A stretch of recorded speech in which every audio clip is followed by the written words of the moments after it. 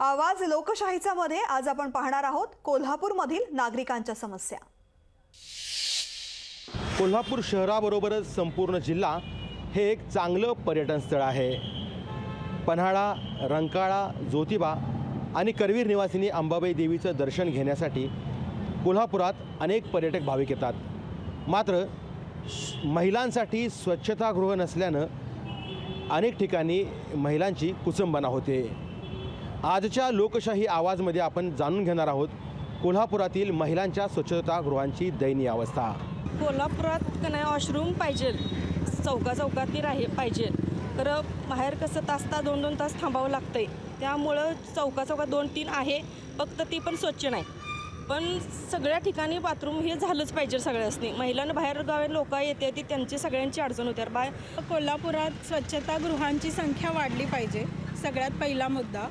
आणि जी आहेत ती अशा अवस्थेत आहेत की महानगरपालिकेचे कर्मचारीसुद्धा तिथं जाण्याचं धाडस करणार नाहीत, इतक्या घाणेरड्या अवस्थेत आहेत। त्यासाठी स्वच्छता हा महत्त्वाचा मुद्दा तर आहेच आणि संख्याही वाढली पाहिजे स्वच्छतागृहांची। महिलांच्या आरोग्यासाठी वॉशरूम महत्त्वाचे आहेत, त्या निधीतून वॉशरूम उभे राहावेत, निदान आता तरी वापरा। तो निधी जो असेल तो वॉशरूमसाठी स्वच्छतेसाठी वापरावा। आणि मुळात आम्ही बघितलं, खूप ठिकाणी बघितले, पण आम्हाला वॉशरूम कुठेही दिसत नाही आहेत। महिलांचा खूप मोठा प्रॉब्लेम आहे आणि वॉशरूम जर झाले तर ते स्वच्छही असले पाहिजेत, कारण जे 2-3 ठिकाणी आम्ही बघतोय ते दिसलेत, पण ते इतके घाणेरडे आहेत की त्याच्याकडे किती दिवस लक्ष न दिल्यासारखे आहेत। मग महिलांनी जायचं तरी कसं? आता प्रायव्हेट ठिकाणी जायला पण परमिशन्स असे सहजासहजी देत नाहीत।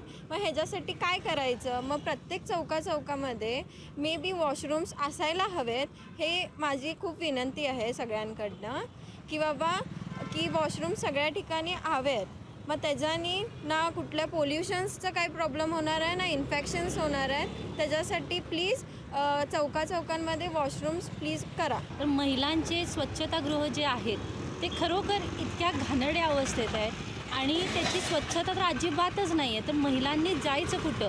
आणि महिलांना आता जर वॉशरूमला जायचं असेल तर यात्री निवास किंवा हॉटेल्स असतात, तिथं आपल्याला जाता येते। खरं कोल्हापुरातले यात्री निवास जे असतात ते 50-50 रुपये घेत असतात आणि महिलांचं हे आरोग्याला अतिशय हानिकारक आहे।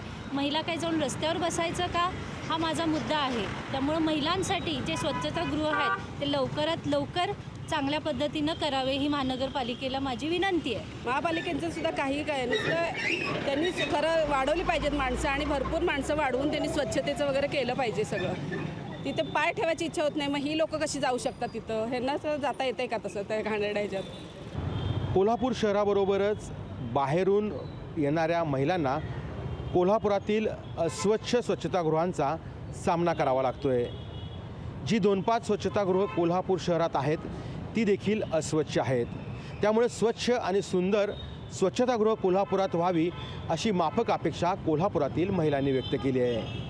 यासाठी महापालिका प्रशासनानं अधिकचा निधी द्यावा असं देखील या महिलांनी म्हटलं आहे। सतेज औंधकर, लोकशाही मराठी, कोल्हापूर। लोकशाही मराठी ऐका, पहा, जागरूक रहा।